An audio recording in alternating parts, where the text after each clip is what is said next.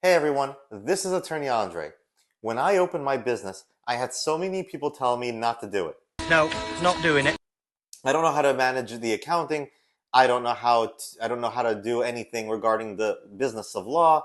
It's going to be terrible. Everyone was telling me the same advice. And I'm telling you everyone, fellow lawyers, professionals, business leaders, people who I thought were my mentors, like people that I looked up to, were telling me, Andre, don't start your business. Don't start a business. Don't start a law firm. Well, I'm glad I didn't listen to them. I make way more than any of them do. And frankly, you shouldn't listen to them either. And whether it doesn't only apply to law firm. I mean, that's my business, but you can be a real estate agent, you can be a lawyer, you can open up your own kiosk at the mall or whatever have you. The reality is that being an entrepreneur is super rewarding. It's very tough, and a lot of people are going to tell you not to do it. But you shouldn't listen to them. You shouldn't listen to them at all. Now, the reasons that people gave me, I'm going to give you a list of the reasons that people gave me. And it really applies to every profession. It applies to whether you're going into real estate. It applies whether you're going to go into law, whether you're going to open up a kiosk, whether you're in car sales, whatever you're doing, it always applies to you. So the first advice or the first reason that people gave me for not starting my own business was that I was inexperienced. I just got out of law school. I don't know what the hell I'm doing, and and you can do this for real estate too. You don't have any connections. You don't know what you're doing. You don't know what the market is like. How long have you been doing this? The whole nine yards. Now, that's true, but you should use your inexperience as a benefit. You can use tools and resources. Like, for example, lawyers have a program called Lexis or Westlaw, and we can get all of the cases. We can just do basic research. I know realtors have MLS where they can see what houses are being listed. And you can see like what super mega mansions are, and then call the real estate agent and say, hey, I have a YouTube channel. I've got an Instagram channel. Can I like do a virtual walkthrough through your house? I'll even pay you for it. Those kinds of things where you do two things. Number one, you build experience. Number two, you build relationships. So when everyone says, well, you don't have the experience, you don't have the connections, and why should people go to you? I mean, like, why should people hire you when they can hire the realtor with 20 years experience that has all these connections with banks and lending institutions? Why should they go to you, Andre, as a lawyer, if I can go to this person that's going to charge me maybe a little bit more, but they've got a whole team and it's just like you and no one else? Well, my answer to that was, why not me? Why not me? You need to start from somewhere. That's the reality of it. You need to start from somewhere, and you're always going to start from a place of inexperience. So why not me? Why the other person? You think just because they have more experience, they're gonna be better for you? They're gonna be able to give you what you want? Not necessarily. So just because someone says, "What can you offer that the other person can't? What can you offer that the other professional can't?" Frankly, I never answered those questions. Whenever someone asked me that, it usually was never a client, but it usually was a competitor or a mentor or someone that said, Andre, why are you going into business? What can you offer that someone else can't offer? And I always say, well, I can offer myself, because you can be the best whatever you are, lawyer, real estate, whatever you are, but they're not me. They don't have the attitude that I've got. They don't have the chutzpah that I've got. They won't say what I'm gonna say. They won't do what I'm gonna do. They won't move as fast as how I'm going to move. They won't work as late as I'm gonna work. A lot of these old timers, they'll end their jobs, they'll end their work at 5 o'clock. I'm up until 9, 10 o'clock, starting from 8 o'clock. I'm working weekends, I'm hustling, I'm moving, and that's what you should be doing starting out. So what do you have that they don't have? You can't rely on your last case. You can't rely on your last closing. You can't rely on your last sale. You're relying on today and only you. It's only you out there. So what do you have that a lot of those people don't have? Well, you should have the hunger to move past any situation, any obstacle. That hunger will keep you going. So now what else did people tell me? The next thing people told me is, Andre, there is so much competition. I mean, when I started out, I wanted to do corporate litigation. Who the hell is going to pay me a $10,000 retainer, even at $350 an hour? Who's going to hire me when they can hire someone else for that same price? Or even if you go into personal injury, because I know a lot of lawyers coming out, they go into personal injury. Who is going to, why would they hire you? I mean, why wouldn't they hire another team? that's bigger than you, that might even take less of a percent of the money that they're going to get, or they're going to make. Same with real estate. Why would anyone hire you as a realtor, or a sales associate, or a banker, or someone that's selling insurance? Why should I buy insurance through you? Why shouldn't I buy it from the other guy? Well, it doesn't really matter how competitive the field is, because the reality is as long as you keep your, especially in the beginning, if you keep your costs low and you do the groundwork and you hustle and you work, you can maximize every bit of profit. I'll give you an example. One of my first cases was a car accident case. I took a car accident case, and it wasn't a great case. It was a $10,000 case. You've got billboards out there saying that people are making $50, $60, $70,000. This one was a $10,000 case. I took 33%. That's the standard. So I made $3,300 on a car accident case. And that was okay. There was another slip and fall case, another $3,300 on a slip and fall case, and that was okay. And slowly, these cases, they built up. But every single time another case settled, or someone asked me to write a letter, okay, $300, okay, $200, or do something, or call someone, or whatever it is, I made small amounts of money, and because I didn't have overhead, so I kept my overhead very low. Because I didn't have overhead, every single cent went in my pocket. Every single cent. I didn't pay for staff. I didn't even pay for a printer. The printer that I have right now, by the way, behind me, that's the printer that I started out with. It's a black and white Brother printer. I started out with that. It cost $300. That was my biggest investment. The computer that I have right next to me, that's new. I mean, I started out with like a MacBook Pro that I used in law school. I didn't have a Lexis account. I went to the law library and I did my research there. I didn't spend money on anything. I saved every single cent. For the first, I would say, 1.5 or 2 years, maybe even more. I saved every single cent. Every single cent was either saved or reinvested into experts on contingency cases. And it's the same thing with insurance, and it's the same thing with sales, and it's the same thing with real estate. You make those small deals, you make these small consulting jobs, you make these small things, and then you want to save every single cent, because not only are you building capital for yourself, but you're also solidifying yourself in the market. You're going to be the go-to person for that kind of thing, whatever you're doing. And it doesn't really matter about the competition, because you're only worried about yourself. It's like I said in the beginning, they can't do what you can do. You have to believe that. They can't hustle the way you can hustle. So go out there, hustle. Don't worry about the competition. Just keep your costs low, and eventually your 2 cases or your 2 clients or your 2 customers will turn into 3 and 4 and 5 and 6, and then you got 10 customers, and then you're doing small jobs left and right, and then all of a sudden you're not taking those small jobs because you're getting bigger jobs, and then someone else hears about you and you're doing networking, and someone refers you a bigger case or a bigger customer or a bigger lead or something like that, and then it just kind of builds from there. And then you're gonna sit there and you're gonna wonder, man, remember those days when someone asked me to write a letter, and I was just so enamored by it. I would do it for $100 or $200. Those days are gonna go by really quick if you're hustling, if you're pushing. So don't worry about the competition. The next thing is, it's not a steady form of payment. You have a customer or client coming in here, you have another customer or client coming in there. You're not getting like a regular paycheck, a regular salary. And I gotta tell you, there are some months, even now, I'm roughly 10 years into it. Even now, there are some times where there'll be months that I make $12,000 there are in profit, and there are months that I'll make a couple $100,000 in profit. That's just the way it goes. That's just the nature of the business. That's just what you've got to do. As an entrepreneur, you've got to understand that sometimes you're making a lot of money, sometimes you're making a little less money, and your goal is to scale it, to build it. So you've got a consistent flow of, what is my minimum? My minimum for the past 12 months, for example, is, let's say, I'll never make less than $12,000. I'll never make less than $50,000. And then your maximum would be, on my good days, if I hit a score, if I make this big sale or whatever it is, I'll make a couple of $100,000, or even I'll make $50,000, whatever it is. But at least you have your lowest point. You know how low you can go.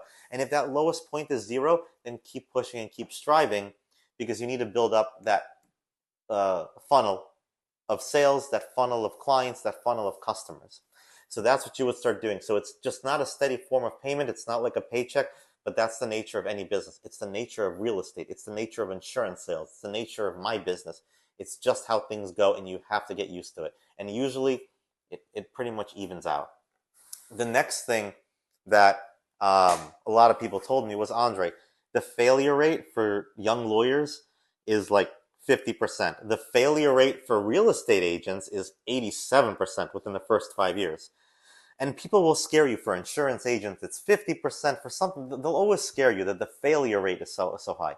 Let me ask you something. If the failure rate 90%, that means that there is a 10% chance that you will be successful. Why not you?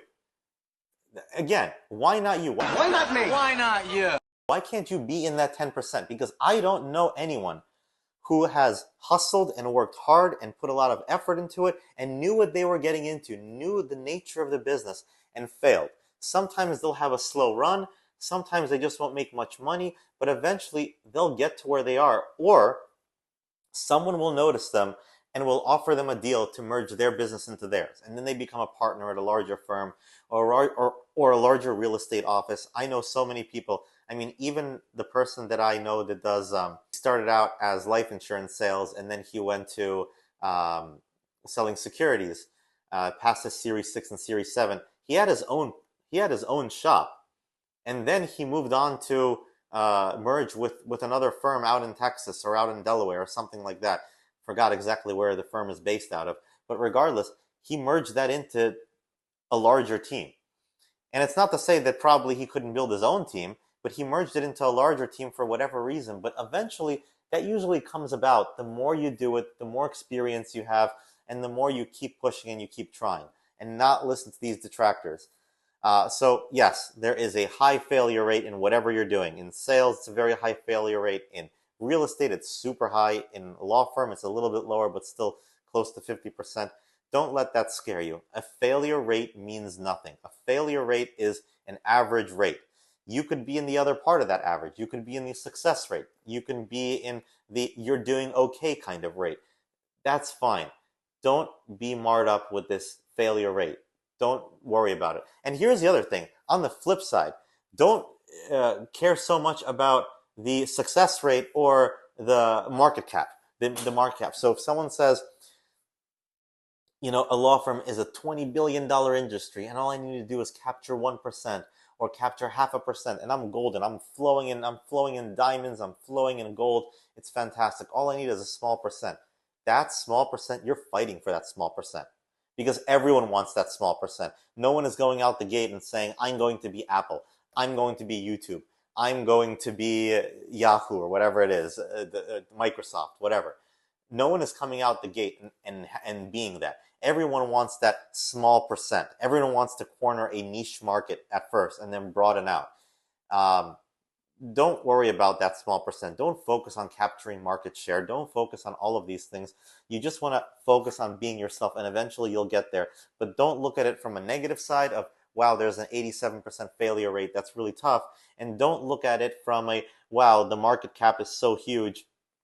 The industry is so huge. All I need is a small percent. Both of those advices are bad advices. And both of those things people will use to talk someone into a business or talk someone out of a business. Don't let it talk you into a business. Don't let it talk you out of a business.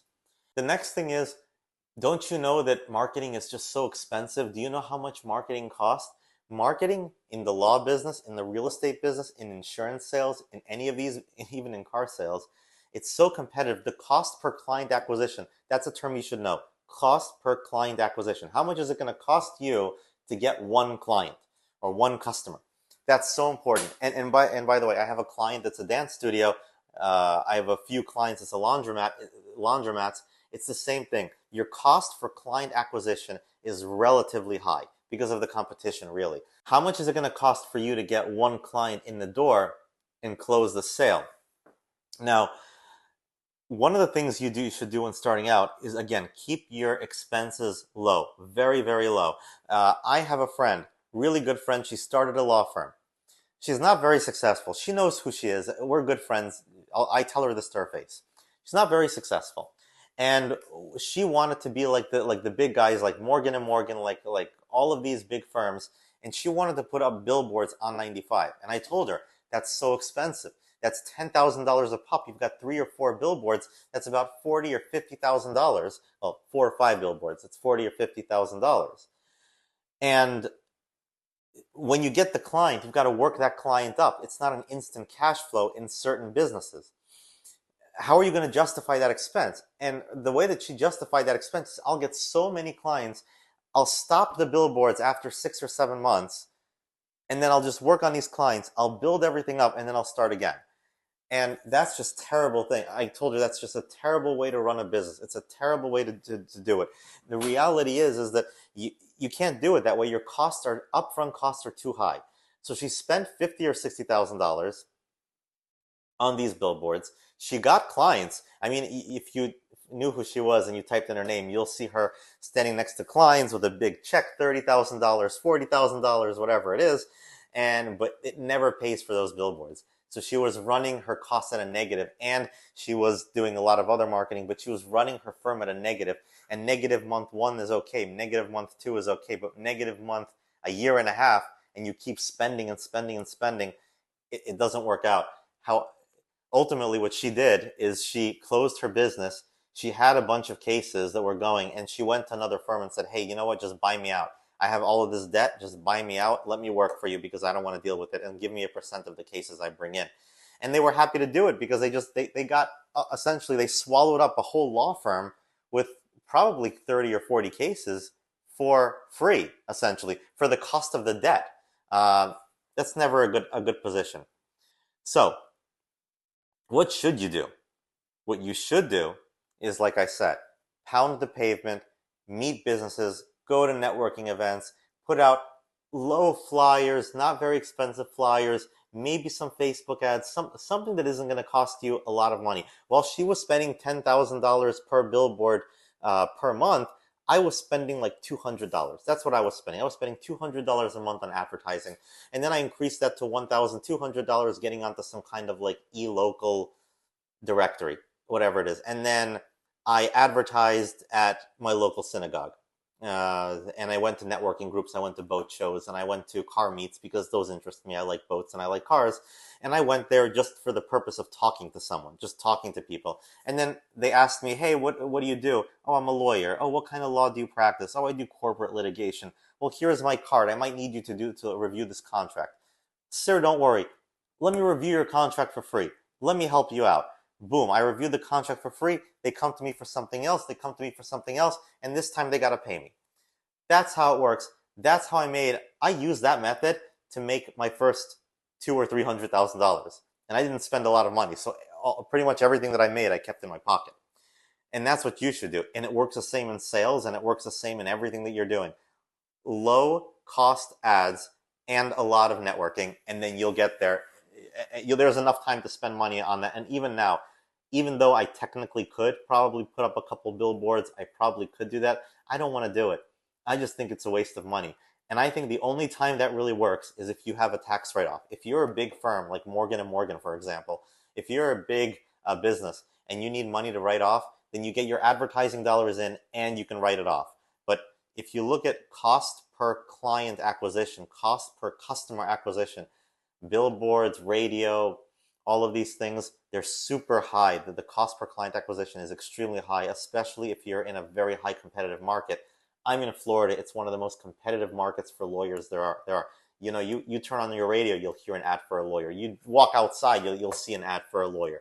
And it's probably the same thing with real estate as well. You know, every single bus bench has a real estate ad. Then you've got these huge firms like Remax or whatever have you that are gobbling up the competition or Compass, that they have their own huge marketing budget.